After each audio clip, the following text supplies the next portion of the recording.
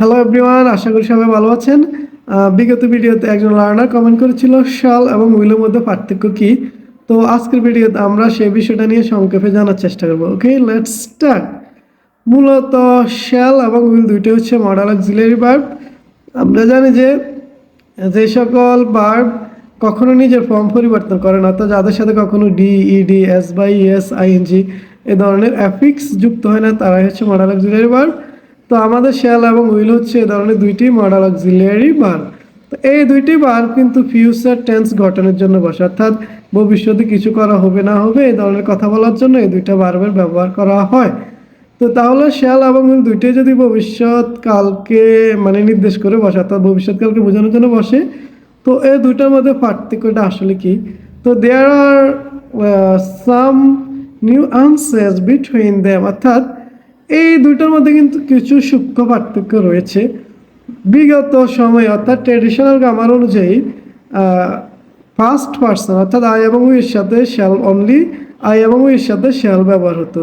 R second person you এবং third person he she it they এবং অন্যান্য noun এগুলোর সাথে ব্যবহার হতো কিন্তু উইল, অর্থাৎ ফার্স্ট পার্সনের সাথে ব্যবহার হতো শ্যাল এবং সেকেন্ড এবং থার্ড পার্সনের সাথে ব্যবহার হতো উইল।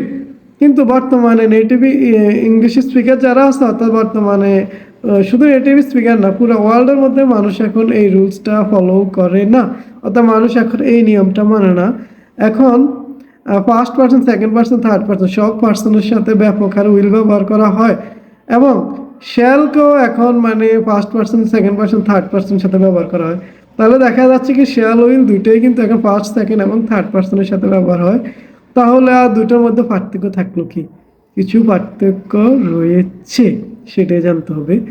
তো উইল মূলত ব্যাপকভাবে ব্যবহার হয়, অর্থাৎ উইলের ব্যবহার খুবই খুবই খুবই বেশি। সবাই এখন ব্যাপক হারে উইল ব্যবহার করছে, কিন্তু শ্যালের ব্যবহারের মধ্যে কিছু লিমিটেশন রয়েছে। শ্যাল এখন আর ব্যাপক হারে ব্যবহার হয় না। তাহলে শ্যালের এখন সুনির্দিষ্ট কিছু ব্যবহার রয়েছে, তার মধ্যে অন্যতম হচ্ছে কি মেকিং সাজেশনস অর অফার্স, মানে কোনো বিষয়ে কারো কোনো পরামর্শ বা মতামত নেওয়ার জন্য, মানে কোনো একটা কাজ ভবিষ্যতে হবে সেটাতে কারো কোনো পরামর্শ বা মতামত নেওয়ার জন্য এখন কিন্তু ওই যে শ্যাল ব্যবহার করা হয়। যে ফর এক্সাম্পল আমরা যদি বলি যে shall we dinner tonight at কাচিডাইন, আমরা কি আজকে রাতে কাচিডাইনে ডিনার করতে পারি? তো এখানে আমি আরেকজনের মতামত বা পরামর্শ নেওয়ার জন্য এই কোয়েশ্চেনটা করেছি। তো এই কোয়েশ্চেনটা করার ক্ষেত্রে কিন্তু আমি অক্সিলারি ভার্ব হিসেবে কিন্তু এখানে শ্যাল ব্যবহার করেছি, উইল ব্যবহার করি নাই। এভাবে কারো পরামর্শ এবং মতামত নেওয়ার জন্য বর্তমানে শ্যাল দিয়ে কোয়েশ্চেন করা হয়, অর্থাৎ এখানে শ্যাল ব্যবহার করা হয়। এক্ষেত্রে যে আমরা ইংরেজ কবি উইলিয়াম শেক্সপিয়ারের সনেট 18 কবিতাটার কথা বলি, ওই কবিতার প্রথম লাইনে কবি বলেছেন shall I compare thee with a summer's day, আমি কি তাকে মানে তার প্রিয়জন, সঙ্গী, বন্ধু যেই হোক, বলতেছে আমি কি তাকে গ্রীষ্মের দিনের সাথে সামার্স ডে এর সাথে তুলনা করব। এই ক্ষেত্রে তিনি তার পাঠকদের পরামর্শ বা মতামত নেওয়ার জন্য একটা কোয়েশ্চেন করেছেন, আর কোয়েশ্চেনটা উনি কিন্তু শ্যাল দিয়ে করেছেন। ওকে, তাহলে আমরা কারো মতামত বা পরামর্শ নেওয়ার জন্য যখন কোনো কোয়েশ্চেন করব তখন আমরা শ্যাল দিয়ে কোয়েশ্চেন করব। তারপরে শ্যালের অন্যতম আরেকটি ব্যবহার হচ্ছে এক্সপ্রেসিং ডিটারমিনেশন, অর্থাৎ এক্সপ্রেসিং ডিটারমিনেশন অর্থাৎ কারো দৃঢ় ইচ্ছা শক্তি, মানে কারো দৃঢ় ইচ্ছা শক্তি প্রকাশ করার জন্য শ্যাল ব্যবহার করা হয়। যেমন আমি নিজে যদি কোনো একটা সমস্যা থাকি বা আমরা অনেকে মিলে যদি কোনো একটা বিপদে পড়ি, তখন যদি বলি যে we shall overcome this problem soon, মানে আমরা অতি শীঘ্র এই সমস্যাটাকে ওভারকাম করবো, অতিক্রম করবো বা এটা থেকে মুক্তি পাবো। এই যে নিজের একটা আত্মবিশ্বাস রয়েছে, এই আত্মবিশ্বাসটা প্রকাশ করার জন্য কিন্তু এখানে শ্যাল ব্যবহার করা হয়েছে। এভাবে মানে নিজের ফার্ম বিলিভ অর্থাৎ নিজের ডিটারমাইনেশন, সংকল্প, ইচ্ছাশক্তি বোঝানোর জন্য কিন্তু শ্যাল ব্যবহার হয়। এরপর শ্যালের অন্যতম আরেকটি ব্যবহার হচ্ছে কমান্ড, এক্সপ্রেসিং কমান্ড, মানে আদেশ প্রদান করার ক্ষেত্রে আর কি।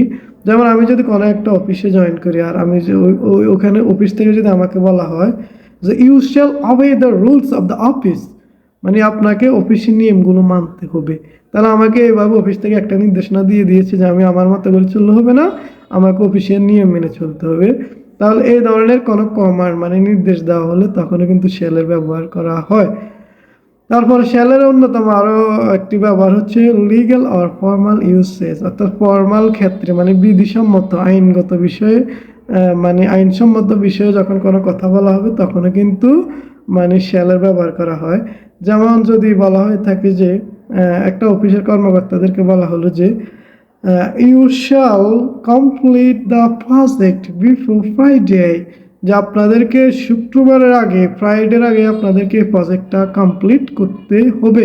তাহলে এটা একটা অফিসিয়াল সিদ্ধান্ত, এটা একটা মানে ফর্মাল সিদ্ধান্ত, আর এটা এভাবেই করতে হয়, এটা ফর্মালিটি মেনটেন করতে হবে, যেভাবে বলা হয়েছে এভাবে করতে হবে। আর এটা মানে এটাই হচ্ছে সিস্টেম। এভাবে সিস্টেমেটিক কথা বললে মানে ফর্মালিটি মেনটেন করে মানে করার জন্য যখন কোনো কথা বলা হবে তখনও কিন্তু শ্যাল ব্যবহার করতে হবে। তো এখানে আমি শ্যালের অন্যতম কিছু ব্যবহারের কথা বলেছি, এই ধরনের আরও কিছু ব্যবহার রয়েছে। আর উইল শব্দটার ব্যবহার বর্তমানে ব্যাপক হারে রয়েছে, অর্থাৎ শ্যালের কিছু লিমিটেশন রয়েছে শ্যালের ব্যবহার, কিন্তু উইলের বলা যায় যে লিমিটেশন তো দূরে থাক, উইল ব্যাপকভাবে ব্যবহার হয়। তো এই ক্ষেত্রে শ্যাল এবং উইলের পারফেক্ট ব্যবহার করার জন্য পাঠক যারা মানে রয়েছে বা এই ভিডিওটা যারা দেখছেন, তো আপনারা শ্যালের যে স্পেসিফিক সুনির্দিষ্ট কিছু ব্যবহার হচ্ছে এগুলো একটু আয়ত্তে নিলেই হবে। আর উইলের ব্যবহার তো ব্যাপকভাবেই হচ্ছে, সেটা নিয়ে তেমন একটা টেনশন করতে হবে না। ওকে, ধন্যবাদ।